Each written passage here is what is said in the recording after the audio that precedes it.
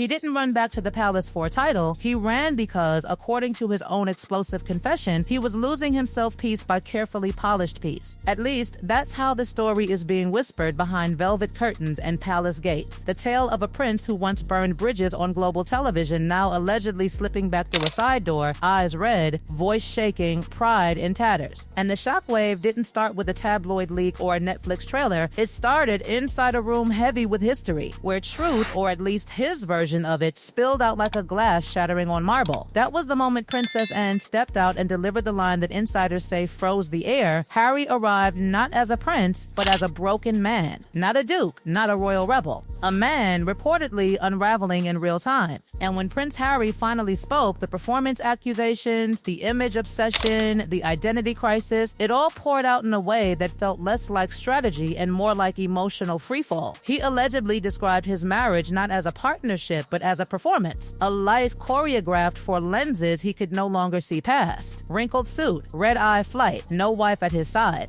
That visual alone had staff whispering before he even opened his mouth. And then came the line that still has royal watchers gasping. He said he had become repackaged, sold, resold, and curated, not by the institution he once accused, but by the life he built after leaving it. The irony? It's so thick you could spread it on toast. Because the same man who once accused the monarchy of control was now, in this account, describing a world of controlled lighting, controlled angles, controlled aging. He allegedly claimed candid photos were discouraged, that he was urged to consider cosmetic tweaks. That looking camera ready had quietly become more important than feeling okay. And suddenly the fairy tale of freedom started sounding, in his telling like another kind of cage. Then came the moment that hit closer to home, painfully, publicly. He admitted mocking his brother's baldness in the past, framing it as decay, weakness, proof the system was aging badly. But now, he allegedly said his brother owned it, while he had spent years running from mirrors. That brother, of course, is Prince William, the man Harry once stood beside, now standing an ocean and a silence away. And sitting in that room, according to onlookers, was Catherine, Princess of Wales, composed, quiet, eyes lowered when that old insult resurfaced like a ghost that never really left. No dramatic reaction,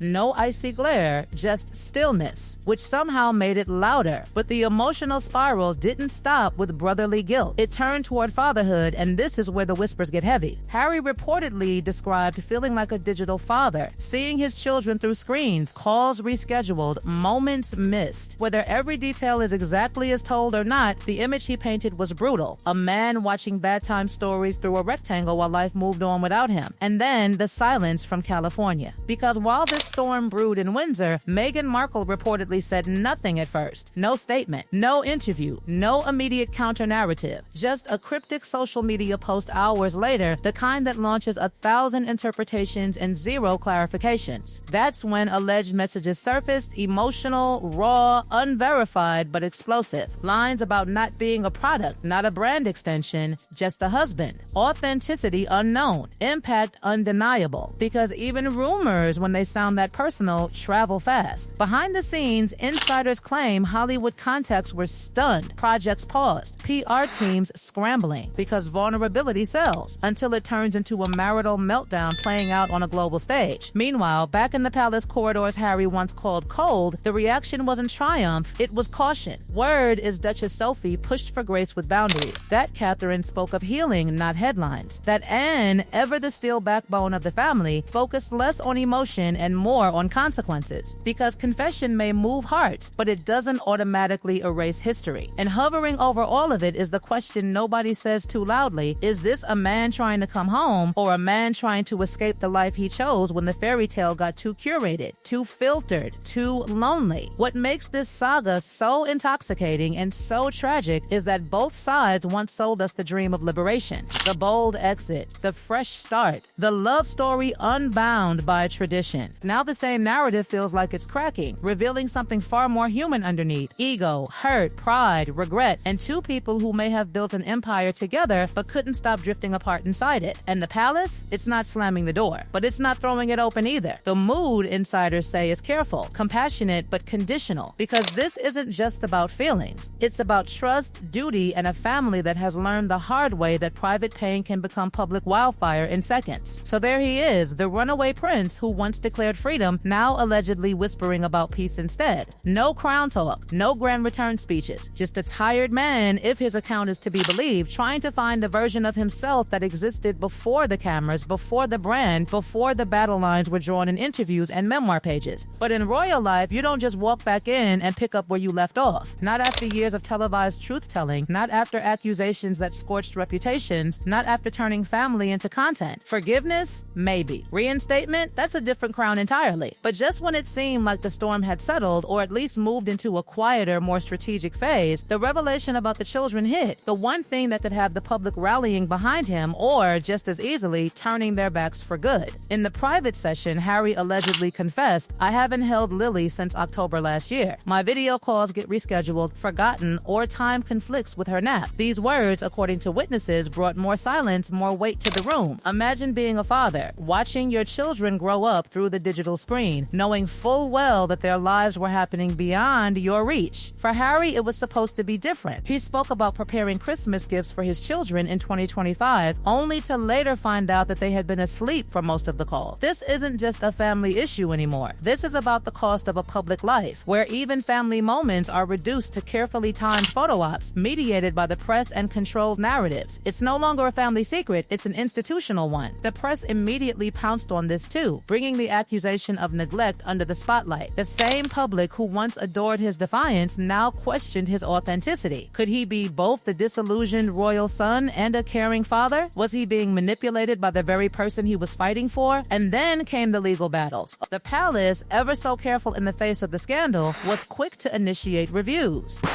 How long could they afford to let this public rupture drag on without addressing the welfare of the children, who were now deeply entangled in a fight they never asked for? It wasn't just Harry's emotional testimony that shook the room, it was the underlying tension surrounding his family's future. Princess Anne, ever pragmatic, reportedly turned to her advisors with a single instruction: initiate a full review of Meghan's custodial compliance. Questions were raised over the selective use of Archie and Lily's images for branding and what was described as the invisible casualties of a fractured marriage. And as if the storm of media fury wasn't enough, an even darker shadow loomed over the Sussex family dynamic, the Windsor Accord. Created in the wake of their departure, this document outlined key agreements about privacy, royal titles, and even the control of children's well-being. The terms had, up until now, seemed like another set of royal protocols that were discussed but rarely acted upon. But with Harry's public breakdown, those clauses now came alive, and they weren't favorable to Meghan. The whispers were loud within royal circles. Should Sophie step in as a neutral guardian for the children? Should they bring in someone outside the drama to oversee Archie and Lily's well-being? These were questions that no one could ignore as the stakes grew higher by the hour. But this was more than legal jargon. It was the raw human emotion of a man who had seemingly lost everything: his title, his public role, his family ties, yet still clung to the hope that, just maybe, he could get something back. Perhaps not the throne, but perhaps peace.